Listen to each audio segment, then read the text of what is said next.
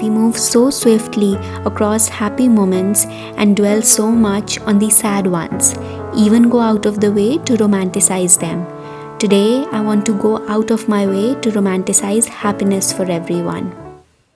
If it's raining outside while you're in at a cozy place sipping hot coffee or tea, if you have a loved one smiling in front of you and you can easily hug or kiss them, if you have moments where you get lost in ecstasy as you pursue your passion, if you can cuddle with your pets as you sigh after a long day, if your heart flutters as you watch the twinkling stars or the glittering fairy lights, if you're lying on your bed lazily, binge watching on some show and your mom storms into your room, gives you an angry face while handing over a bowl of fresh fruits to you, if you have a good weather day where as default God has already increased the contrast as someone says for your eyes to witness, if you have a healthy body and you go out for a nature walk as the breeze hits your face and you hear the birds sing,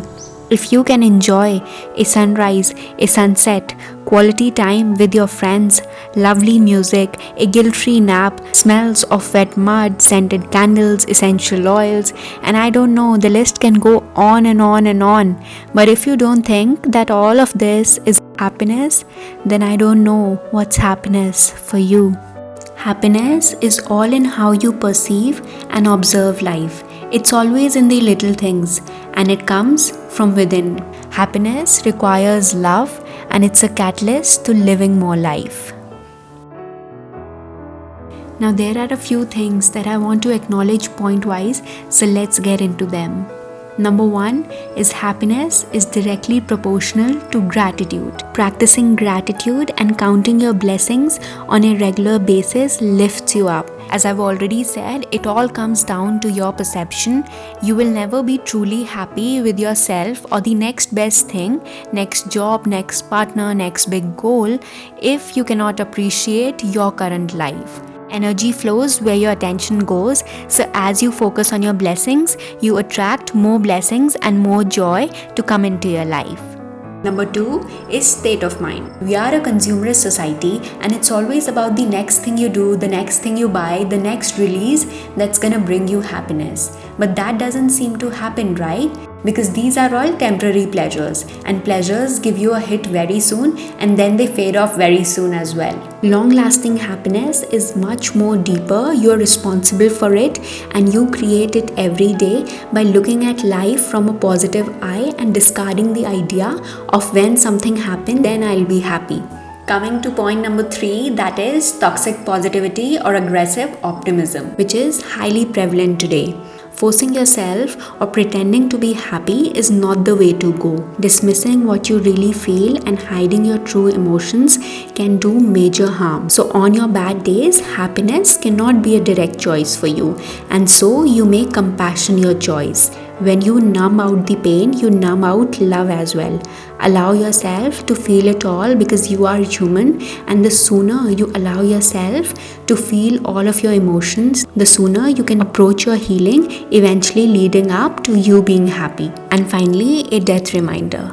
Now I know meditating on death is quite harsh, but just hear me out. Whenever I catch myself being driven by my ego and not be able to calm myself down or make sane decisions, I casually remind myself that I am mortal, and it gets me thinking that if I were to die soon, what kind of person would I want myself to be and what kind of decisions and choices would I want myself to be making at this present moment. And at once it brings me back to the present moment, allows myself to take calls from a place of love, keeping myself and my happiness as the topmost priorities.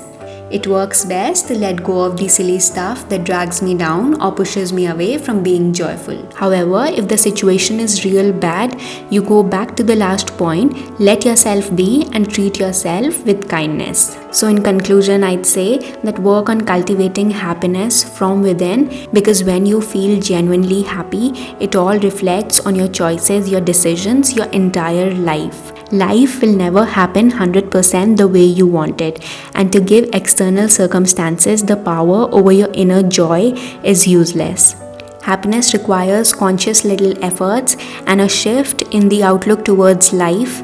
It doesn't mean that you won't ever feel negative. It means that you know this will pass, because every single thing in life is temporary and you have a hope in your heart for a better future.